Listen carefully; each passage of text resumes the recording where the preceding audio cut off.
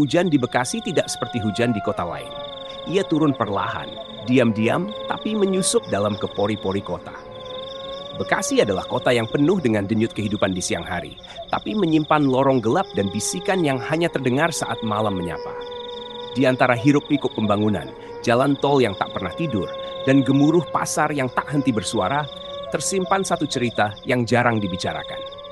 Bukan karena orang tidak tahu, tapi karena mereka takut mengingatnya. Kereta gaib, begitu orang-orang menyebutnya. Bukan kereta wisata, bukan juga kereta hantu seperti di film. Ini kereta sungguhan.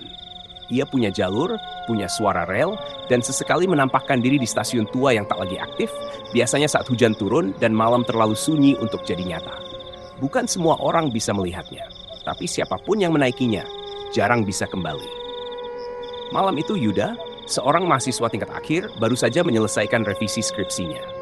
Waktu di laptopnya menunjukkan pukul 1:15, 1 dini hari. Kampus sudah sepi dan jalanan basah memantulkan lampu-lampu jalan yang mati satu-satu seperti kehabisan tenaga. Yuda memutuskan pulang naik kereta. Ia berjalan ke arah stasiun Bekasi Lama, stasiun tua yang katanya tak beroperasi lagi. Tapi anehnya, papan digital jadwal masih menyala samar-samar, meski tertutup debu dan sarang laba-laba. Kereta KA 733, tujuan Tanah Abang, berangkat pukul 1 tepat. Ia mengernyit. Nggak ada jadwal jam segini, gumamnya. Tapi kakinya melangkah sendiri, didorong rasa penasaran dan rasa kantuk yang tak bisa ditolak. Tak ada petugas, tak ada penumpang lain. Hanya suara hujan yang memukul atap besi tua dan angin yang berdesir seperti bisikan. Lalu, suara itu datang. Krek! Krek! Kereta muncul dari balik kabut. Gerbongnya panjang, warnanya hitam kusam dengan jendela buram yang menyembunyikan sesuatu. Yuda melangkah masuk. Dan sejak saat itu, tak ada lagi. Langkah kaki Yuda bergema saat ia masuk ke dalam gerbong pertama. Bau karat dan plastik terbakar menyeruak, membuatnya menahan napas sejenak. Lampu di atas kepala menyala remang-remang seperti hendak padam kapan saja. Ia menoleh ke sekeliling. Ternyata ada penumpang lain. Sekilas mereka tampak seperti manusia biasa, berdiri atau duduk dengan tenang. Tapi ada yang aneh.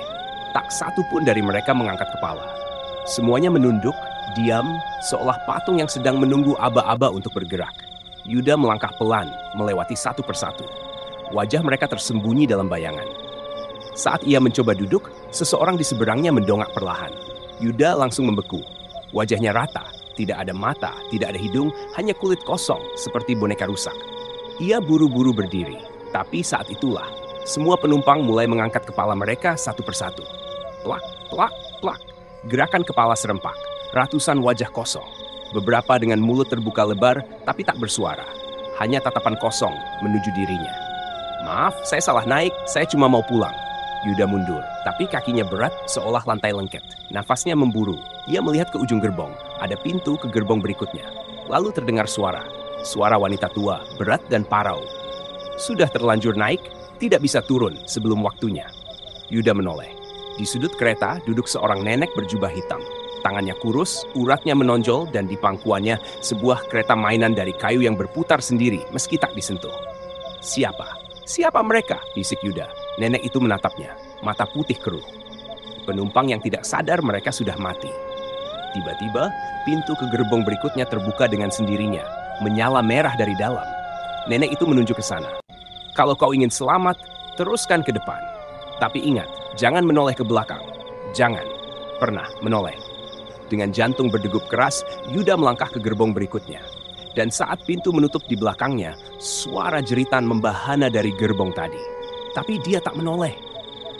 Begitu Yuda masuk ke gerbong berikutnya, udara di dalam terasa lebih hangat. Tapi bukan hangat yang nyaman. Lebih seperti napas orang mati yang menempel di kulit. Gerbong ini berbeda, tidak remang, tapi terang oleh cahaya kekuningan. Di sisi kiri dan kanan dipasang layar kaca besar, menayangkan potongan-potongan kehidupan. Tapi bukan kehidupan orang lain. Itu kehidupan Yuda sendiri. Di layar pertama, Yuda kecil menangis di depan peti ayahnya. Ibunya duduk diam di sudut ruangan, menangis tanpa suara. Di layar kedua, Yuda usia remaja, berkelahi di sekolah, menggenggam batu berdarah. Layar ketiga, Yuda dewasa, duduk sendirian di kamar kos menatap skripsi yang tak kunjung selesai. Penuh kemarahan, putus asa. Setiap langkah yang ia ambil, layar di depannya memekan kenangan yang seharusnya terkubur. Tapi itu belum yang paling buruk. Di tengah gerbong berdiri sebuah kursi kayu panjang. Duduk di sana beberapa sosok, mirip dirinya, tapi dengan luka di wajah, kulit terbakar dan mata menghitam. Semuanya menatap Yuda. Salah satu dari mereka bangkit. Suaranya sama persis seperti Yuda. Kau pikir kau bisa lari dari masa lalu ya? Semua rasa bersalah yang kau kubur, kami yang memikulnya. Yuda mundur, gemetar. Itu bukan hantu biasa. Itu versi dirinya, dari dunia yang gagal. Salah satu dari sosok itu mengulurkan tangan. Tangannya meleleh seperti lilin panas, menetes ke lantai, tapi terus menjangkau wajah Yuda. Tiba-tiba, pintu menuju gerbong selanjutnya terbuka. Tapi kali ini tidak sendiri. Dari balik pintu muncul bayangan kecil. Seorang anak kecil, dengan wajah tertutup rambut panjang, menatap Yuda dari celah. Ayo kakak, waktunya pindah. Yuda, tanpa tahu kenapa, mengikuti anak itu masuk ke gerbong selanjutnya. Tapi sebelum pintu menutup, ia sempat melihat ke belakang. Ia melanggar perintah nenek itu.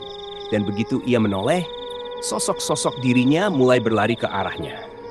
Langkah kaki kecil itu nyaris tak bersuara, tapi Yuda tetap bisa mengikutinya. Gerbong ini lebih sempit dari sebelumnya. Dindingnya dilapisi kain putih kusam, seperti kamar mayat.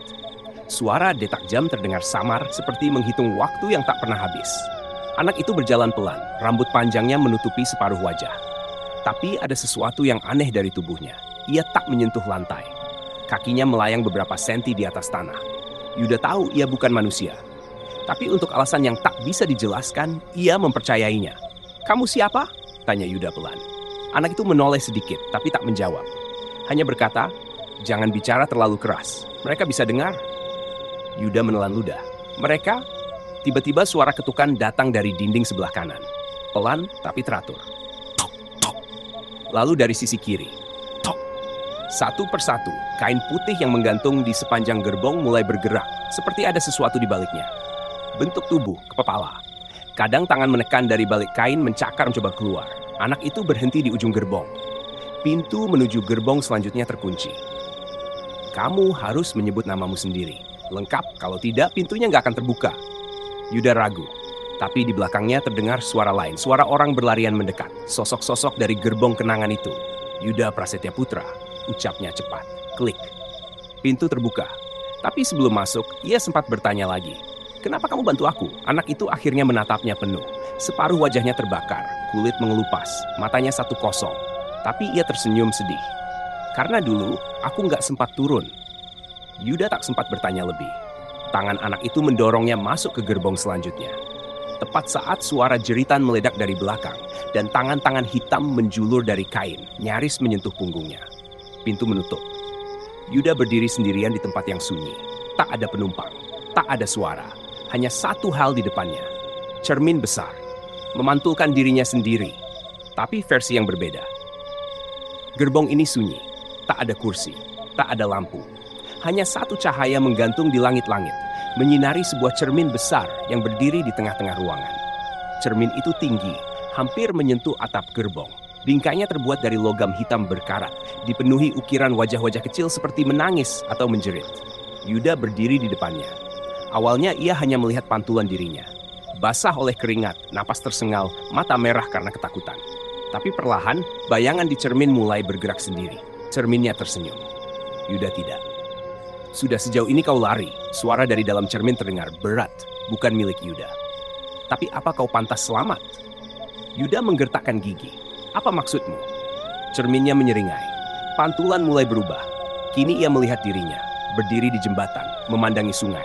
Tangannya berdarah. Di bawahnya, seekor anjing kecil terapung tak bergerak. Kenangan dari masa lalu yang ia kubur dalam-dalam. Ia melihat ibunya menangis, tubuh kurus dan pucat karena tekanan. Ia melihat teman kosnya yang dulu sempat hilang. Menghilang karena ulahnya yang diam-diam mencuri uang sewa. Semua dosa yang ia anggap kecil, semua yang ia lupakan, semua kembali di cermin. Naik kereta ini bukan karena nasib buruk, Yuda, tapi karena kau dipanggil. Cermin kini memperlihatkan dirinya, duduk di dalam kereta sebagai penumpang yang lain. Matanya kosong, wajahnya rata. Yuda mundur, berteriak. Bukan aku bukan orang jahat. Cermin pecah, retakan menyebar cepat. Dari dalamnya muncul tangan-tangan gelap, menjulur, mencoba menariknya masuk. Suara-suara berbisik dari segala arah. Kau milik kami, waktumu habis. Tiketnya sudah dicetak. Tiba-tiba, suara peluit kereta terdengar keras. Pintu di belakang terbuka. Seseorang menariknya keluar, keras dan cepat. Yuda jatuh tersungkur. Napasnya terengah. Nenek berjubah hitam itu kembali. Kalau kau ingin keluar, hanya ada satu gerbong lagi. Tapi di ujungnya bukan pintu keluar, melainkan pintu pilihan. Ia menunjuk ke depan. Gerbong terakhir, pintu yang besar. Cahaya oranye menyala dari baliknya. Gerbong penentu, gerbong terakhir. Pintu menuju gerbong terakhir terbuka perlahan dengan suara berderit panjang. Serupa napas terakhir seseorang yang baru saja menyerah. Di baliknya tak ada kursi, tak ada penumpang. Hanya 2 jalur rel terbentang sejajar di lantai gerbong, bercahaya samar. Satu rel memancarkan cahaya putih kebiruan, tenang seperti fajar. Rel satunya lagi gelap, menyala merah dari dasar seperti bara api tua yang belum padam. Yuda melangkah masuk. Di antara kedua rel itu berdiri sosok-sosok bayangan. Mereka mengelilinginya. Beberapa ia kenali. Wajah ibunya, wajah teman lamanya, dosen pembimbing yang dulu ia benci. Bahkan dirinya sendiri duduk bersimpuh di pojok ruangan, menangis. Lalu suara itu datang, dalam, berat, tanpa tubuh. Pilih satu jalan, tapi tiap pilihan punya harga. Cahaya membawamu kembali, tapi untuk itu seseorang harus menggantikanmu. Yuda menatap rel bercahaya biru. Di ujungnya samar-samar terlihat stasiun dengan lampu neon, dunia nyata, hidup. Gelap membawamu ke tempat yang pantas untukmu. Tak sakit, tak bertanya, hanya diam selamanya. Yuda memejamkan mata. Semua rasa bersalah kembali. Segala hal kecil yang ia anggap sepele yang menyakiti orang-orang di sekitarnya. Semua rasa malu, semua rasa putus asa. Lalu terdengar suara kecil, suara anak itu. Kalau kakak keluar, aku bisa ikut pulang juga, kan? Yuda menoleh. Anak kecil berambut panjang itu berdiri di sisi rel bercahaya. Tapi tubuhnya mulai transparan. Mata yang satu mulai hilang, wajahnya mulai retak. Kau juga ingin kembali?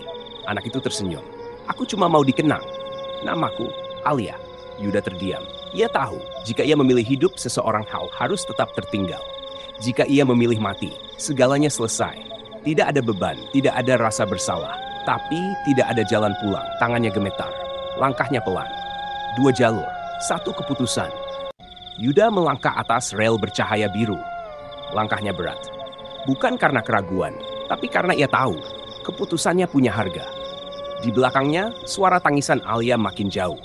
Tapi ia tak menoleh. Ia hanya membisikkan satu hal dalam hati. Maafkan aku. Semakin jauh ia berjalan, semakin terang cahaya di depan. Sosok-sosok bayangan di sekitarnya mulai larut. Suara jeritan, bisikan, semua menghilang. Yang tersisa hanyalah diam. Lalu, suara roda kereta terdengar pelan. Yuda tahu ia mendekati ujung. Tiba-tiba cahaya meledak. Semua menjadi putih. Tubuhnya terasa ringan. Udara segar masuk ke paru-paru. Aroma pagi. Bau roti panggang dari warung kecil. Klakson angkot. Derak pagar rumah. Yuda membuka mata. Ia terbaring di kursi panjang. Atranji. Pakaian lusuh. Tapi hidup. Orang-orang berlarian melewatinya. Petugas stasiun sibuk. Tak ada yang memperhatikannya.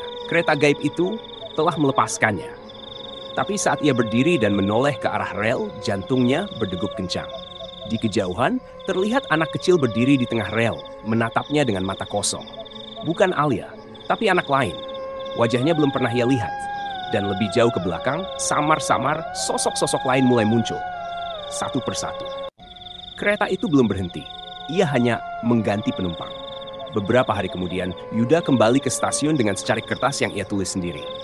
Alia, aku ingat namamu. Kau pernah hidup. Kau bukan bayangan. Ia membakar kertas itu di tepi rel, lalu berjalan pulang. Tapi setiap kali ia mendengar suara peluit panjang di malam hari, setiap kali rel bergetar tanpa kereta melintas. Yuda tahu, ia belum sepenuhnya bebas. Dan kereta itu masih menunggu penumpang berikutnya.